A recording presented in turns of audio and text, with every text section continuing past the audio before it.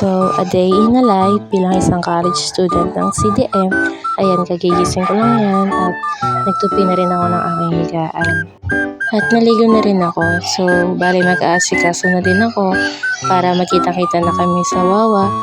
Ayan, fresh na ang auntie mo. So, after ko dyan mag-ayos is, ayan, alis na rin ako. At bago ako umalis is, binidyohan ko muna yung aming labas.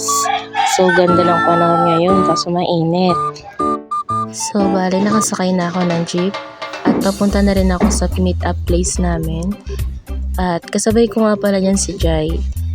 Ang bilis ng patakbo nga ni Kuya dyan eh. Hindi niya iniinda yung init ng panahon. So, ayan nga, nakababa na kami sa jeep at nagpapakit-pakit pa ako dyan. So, naglalakad na kami dyan kasi nandyan na daw sila lahat sa arko ng Wawa. Sabi kasi namin, dyan kami magkita-kita lahat. So, ayan na sila guys. Nandyan na sila. So, ayan na nga guys. Nandito na kami lahat sa Wawa. Bali, paalis na kami dyan para maghanap ng mga bata na tuturuan namin. Yun na lang kasi yung naisip namin na gawin is magturo ng bata. Pero yung ituturo namin ay may connection sa operational management. By the way guys, ang title nga pala ng vlog namin is Women Reconnecting to Each Other and Teaching the Future of Our Community. So ayan nga, naghahanap na kami ng mga bata dyan. Kaso nga lang maraming bata pero puro sila busy. So ayan, naghahanap kami hanggang sa may nakita kaming mga bata at papunta na nga kami doon. Kasi nakita namin marami sila doon at tinatanong naman namin sila kung pwede pa silang ma-interview at pwede silang maturuan kung hindi sila busy or may pasok sila. So bali yan guys, bago ang lahat, nagpakilala muna kami ni Ate Jai sa kanila at tinanong din namin sila kung ano ang pangalan nila. Una pa lang nagpakilala si Ate Francie na 16 years old at si Anna na 15 years old at si Jane na 10 years old at si Monica na 13 years old at si Ace na 5 years old. Bata talaga yung hinahanap namin kasi mas maganda na habang bata pa sila ay natututo na sila sa mga bagay-bagay. Tinuro nga pala namin dyan yung supply chain.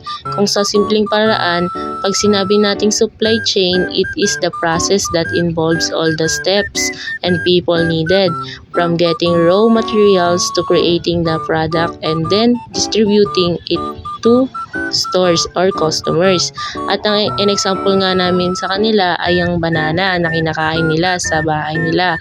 From planting hanggang sa pagbunga at mahinog ito hanggang sa anihin at ibenta sa market bago kainin.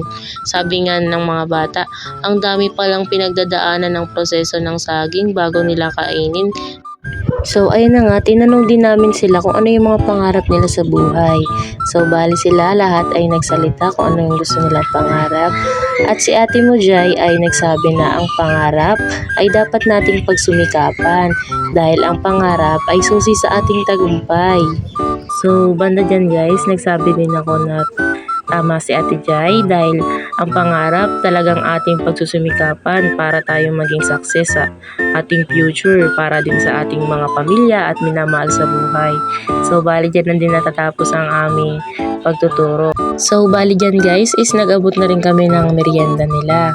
Dahil natuwa sila sa aming pagtuturo, meron din silang gantimpala na aming nahatid. At ayan, nagkwento-kwentuhan na kami habang kumakain sila na ganun nga. Maraming salamat sa inyo dahil binigyan niyo kami ng kaunting oras para makinig sa amin at nagpasalamat din sila dahil marami din silang natutunan sa amin. So ayan guys, after teaching, sumakay na rin kami ng bangka at isa rin tong opportunity dahil nandito na rin kami sa Wawa ay para ma-relax din ang aming katawan. Ayan, so kumakain kami at maliligo na rin mamaya-maya.